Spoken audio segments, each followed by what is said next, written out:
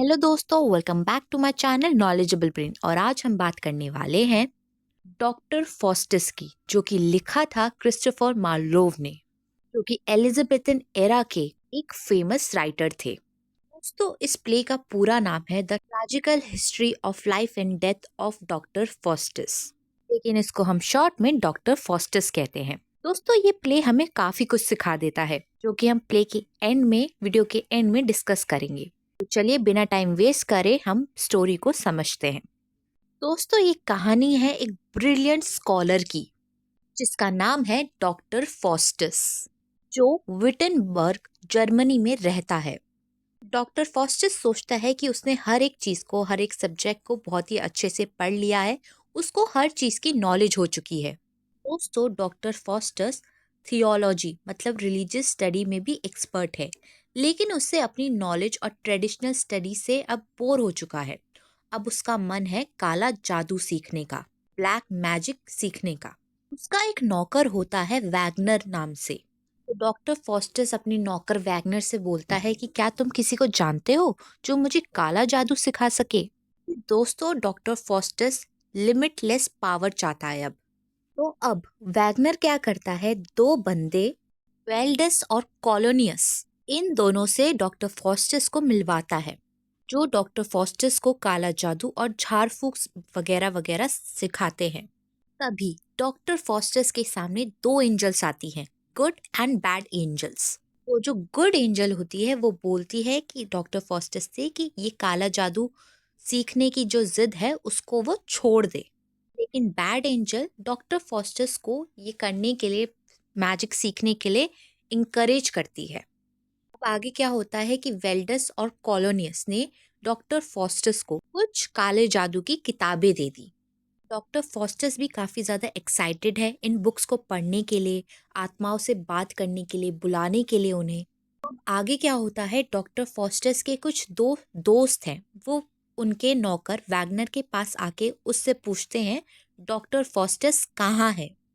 तो वैगनर बताता है कि वो तो वेल्डस और कॉलोनियस के साथ काला जादू सीख रहा है। दोनों दोस्त काफी निराश होते हैं कि उनका दोस्त ये सब सीख रहा है। अब डॉक्टर फॉस्टस काला जादू करना शुरू करता है, बुरी आत्माओं को अपने पास बुलाना शुरू कर देता है। सबसे पहले वो एक शैतान मेफिस्टोफेलेस को बुला लेता है, और डॉक्टर फॉस्टस मेफिस्टोफेलेस से बोलता है अब से तुम मेरी आज्ञा का पालन करोगे। उस पर मेफिस्टोफेलेस बोलता है कि मैं तुम्हारी आज्ञा का पालन नहीं कर सकता, क्योंकि मैं लूसीफर की सुनता हूँ, सिर्फ मैं उसकी आज्ञा का पालन करता हूँ। उस पर डॉक्टर फॉस्टस उससे पूछता है कि हेवन और हेल क्या है। तो मीफोस्टोफिलिस उसको उस बात का जवाब देता है। तो फॉस्टस बोलता है मीफोस्टोफिलिस से कि मैं तुम्हारे लूसीफर को एक ऑफर देता हूँ, तुम लूसीफर के पास मेरा ये ऑफर लेकर जाओ कि मैं उसको अपनी सोल दूंगा, अपनी आत्मा दूंगा, लेकिन मेरी एक शर्त है कि लूसीफर मुझे 24 सालों तक के लिए लिमिटलेस पावर देगा और नॉलेज देगा, और तुम मेरे सर्वेंट बनकर रहोगे जब तक। इतना बोल के बात खत्म हो जाती है दोनों के बीच में, और मीफिस्टोफेलिस लूसीफर के पास वापस चला जाता है। डॉक्टर फॉस्टस को लगा कि ये तो मैंने बहुत ही अच्छा सौदा कर लिया है उसके साथ। इसके बाद जो डॉक्टर फॉस्टस का नौकर है वैगनर, वो बहुत सारे लोगों को डॉक्टर फॉस्टस के पास लाता रहा, ताकि डॉक्टर फॉस्टस जादू टोना और भी अच्छे से सीख पाए। और ये सब करने के बाद डॉक्टर फॉस्टस को एक बार ये भी महसूस हुआ कि जो वो कर रहा है, क्या वो सही भी है, क्या उसे भगवान से माफी मांग लेनी चाहिए इन सब चीजों के लिए। तभी उसके सामने गुड और बैड एंजल्स दोबारा से अपीयर होते हैं। गुड एंजल बोलती है कि तुम ऐसा ना करो, तुम भगवान से माफी मांगो। लेकिन वहीं पे इवल एंजल बोलती है नहीं नहीं, तुम अपने डिसीजन पर टिके रहो। लेकिन फॉस्टस ने तो तय कर लिया है कि वो अपनी सोल तो लूसीफर को देगा, और लूसीफर के साथ एक डील तय करेगा। अब मीफिस्टोफिलिस वापस से डॉक्टर फॉस्टस के पास आता है और बोलता है जो तुमने डील लूसीफर के सामने रखी थी, उसको साइन करने के लिए तुम्हें अपने ब्लड से उस एग्रीमेंट पे साइन करना होगा, तभी ये डील जो है वो पक्की होगी। तब जाके तुम्हें अनलिमिटेड पावर और नॉलेज मिलेगी। जैसे ही वो उस एग्रीमेंट पे अपने खून से साइन करने जा रहा होता है तभी उसका जो खून है वो जम जाता है, जैसे कि वो एक इशारा हो, एक साइन हो कि डॉक्टर फॉस्टस जो तुम कर रहे हो वो गलत है, ये एग्रीमेंट मत करो फॉस्टस, तुम बहुत पछताओगे। ये जो मीफिस्टोफिलिस है ना वो क्या करता है, गरम कोयले लाता है, कोल लाता है उस खून, जो जमा हुआ खून है उसको पिघलाने के लिए। फॉस्टस का जमा हुआ खून पिघलता है और फॉस्टस उस एग्रीमेंट पर साइन कर देता है। अब जो डील है वो फाइनल हो चुकी है और मीफिस्टोफिलिस अब डॉक्टर फॉस्टस का गुलाम बन चुका है। कि डील में वो भी था एक शर्त। तो अब डॉक्टर फॉस्टस क्या करता है, मीफिस्टोफिलिस से बोलता है, एक वाइफ मांगता है वो उससे। तो मीफिस्टोफिलिस उसको मना कर देता है ये कहकर, जो मैरिज है वो एक पवित्र सेरेमनी है, एक प्योर सेरेमनी है और वो उसको वो नहीं दे सकता है। कोई भी चीज जो पवित्र है उससे रिलेटेड वो डॉक्टर फॉस्टस को नहीं दे सकता है। तो मीफिस्टोफिलिस डॉक्टर फॉस्टस को निराश भी नहीं करना चाहता, तो वो क्या करता है, डॉक्टर फॉस्टस को कई सारी किताबें दे देता है, जो एस्ट्रोनॉमी, प्लांट्स, प्लैनेट्स ऐसी किताबें देता है कई सारी। तभी डॉक्टर फॉस्टस को दोबारा से एहसास होता है कि क्या मैंने सही किया इस एग्रीमेंट पर साइन करके। तभी उसके सामने वही गुड और बैड एंजल्स अपीयर हो जाते हैं। डॉक्टर फॉस्टस सोचता है कि क्या मैं माफ़ी मांग लूँ अभी भी गॉड से, मेरे पास टाइम है। उसके बाद डॉक्टर फॉस्टर डिसाइड करता है कि नहीं, मैं कोई भी माफ़ी नहीं मांगूंगा। तभी डॉक्टर फॉस्टस मीफिस्टोफिलिस से पूछता है कि ये संसार किसने बनाया है, लेकिन मीफिस्टोफिलिस इस बात का आंसर देने से मना कर देता है, क्योंकि वो असल में तो एक डेविल का गुलाम था, क्योंकि वो गॉड का नाम नहीं लेना चाहता था। दोबारा से डॉक्टर फॉस्टस ने सोचा कि क्या मुझे भगवान से माफ़ी मांग लेनी चाहिए। फिर से डॉक्टर फॉस्टस के सामने गुड और बैड एंजल्स आए। फिर वो डिसाइड करता है कि मैं माफ़ी मांग लेता हूँ। तभी उसके सामने लूसीफर अपीयर होता है। तो लूसीफर याद दिलाता है कि तुमने मेरे साथ एग्रीमेंट किया है, तुम्हें गॉड का, क्राइस्ट का नाम लेने की कोई ज़रूरत नहीं है। तो डॉक्टर फॉस्टस लूसीफर की बात को मान जाता है और लूसीफर को भरोसा दिलाता है कि अब वो कभी भी गॉड का नाम नहीं लेगा। लूसीफर जाने से पहले एक और बुक देता है डॉक्टर फॉस्टस को, उसके एंटरटेनमेंट के लिए। अब लूसीफर वहां से चला जाता है और मेफिस्टोफिलिस क्या करता है, डॉक्टर फॉस्टस को वर्ल्ड टूर पर ले जाता है, एक बग्गी में बिठा के, ताकि वो संसार के सारे जो भी वंडर्स है उसको दिखा सके। डॉक्टर फॉस्टस इनिशियली अपनी मैजिकल पावर्स का मज़ा भी ले रहा होता है। वो अलग अलग कंट्री में ट्रैवल करता है, रूलर्स को इम्प्रेस करता है और अपने न्यू पावर का शो ऑफ करता है लोगों के सामने। लेकिन अंत में वो उतरते हैं रोम में। तो डॉक्टर फॉस्टस की इच्छा हुई कि वो यहाँ के सारे मॉन्यूमेंट्स को देखे, रोम के, इटली के सारे मॉन्यूमेंट्स को देखे। तो मीफिस्टोफिलिस बोलता है कि हम मॉन्यूमेंट्स तो देखेंगे, लेकिन उससे पहले जो पॉप अपनी चेम्बर में बैठा हुआ है उसको तो थोड़ा परेशान कर ले हम। डॉक्टर फॉस्टस उस पोप के साथ जोक करता है, मजे लेता है। इतना सब करने के बाद डॉक्टर फॉस्टस वापस जर्मनी आ जाता है, लेकिन डॉक्टर फॉस्टस की जो फेम है वो पूरी दुनिया में फैल गई, चारों तरफ फैल गई। तो उसको जर्मन एम्परर चार्ल्स फिफ्थ ने अपने कोर्ट में इनवाइट किया, अपने दरबार में इनवाइट किया। उसकी जादुई स्किल्स सुनने के बाद उसे अपने कोर्ट में बुलाया। डॉक्टर फॉस्टस वहां पे गया और अपनी जादुई स्किल्स, अपनी मैजिकल स्किल्स वहां पे दिखाई। लेकिन वहां पर एक नाइट था, एक आदमी था जिसको डॉक्टर फॉस्टस की ये स्किल्स पसंद नहीं आई।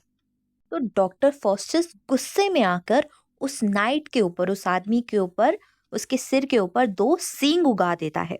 और इसके बाद डॉक्टर फॉस्टस एक घोड़े के व्यापारी से मिलता है, हॉर्स ट्रेडर से मिलता है और उसके साथ भी एक मजाक करता है।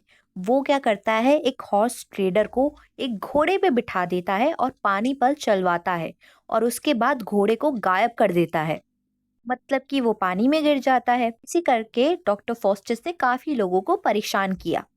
तभी वैगनर बताता है कि एक ड्यूक है, एक राजा है, ड्यूक ऑफ वर्नॉल्ट, जिसने डॉक्टर फॉस्टस को अपने कोर्ट में, अपने दरबार में बुलाया है।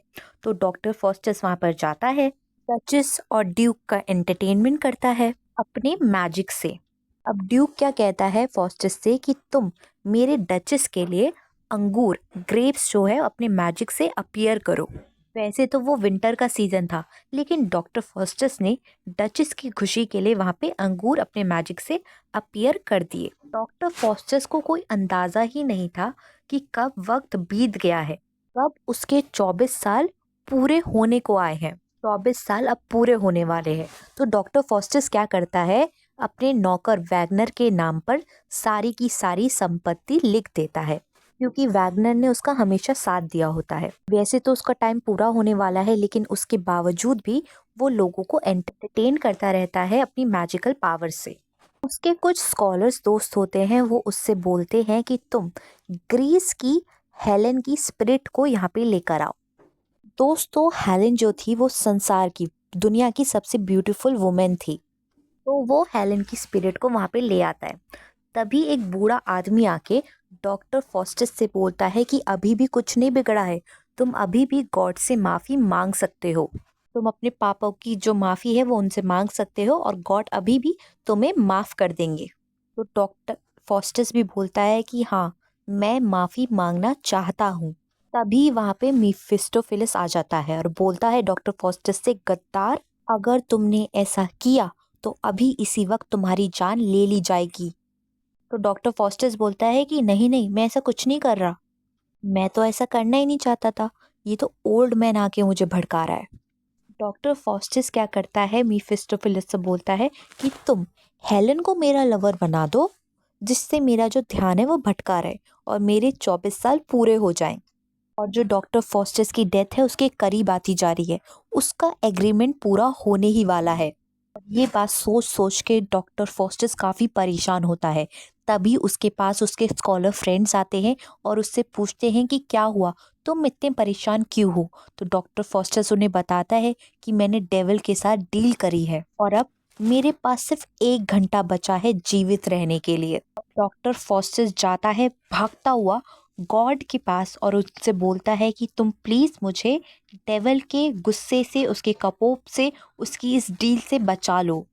अब उसे अपने किए पे पछतावा हो रहा है। वैसे तो उसने पूरे 24 साल ऐश की है, लेकिन जब उस पे 1 घंटा बचा है, जब डेविल उसकी आत्माओं को खींचते हुए लेके जाने वाला है, तब उसको भगवान की याद आ रही है। वो भगवान को बोलता है, आप मुझे, जीसस क्राइस्ट की एक खून की बूंद है, वो तक मुझे बचा सकती है इस डेविल से।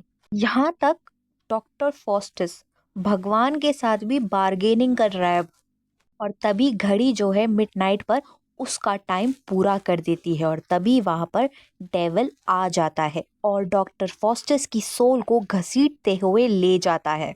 तो दोस्तों, डॉक्टर फॉस्टस जाते जाते एक प्रार्थना करता है कि जो उसकी ब्लैक मैजिक की, काले जादू की किताबें हैं, उनको जला दिया जाए, ताकि किसी और के हाथ में ये बुक्स ना लगे, किसी और की जिंदगी ऐसे खराब ना हो। और इसी के साथ प्ले की एंडिंग हो जाती है दोस्तों। और ये प्ले हमें बहुत कुछ सिखा जाता है।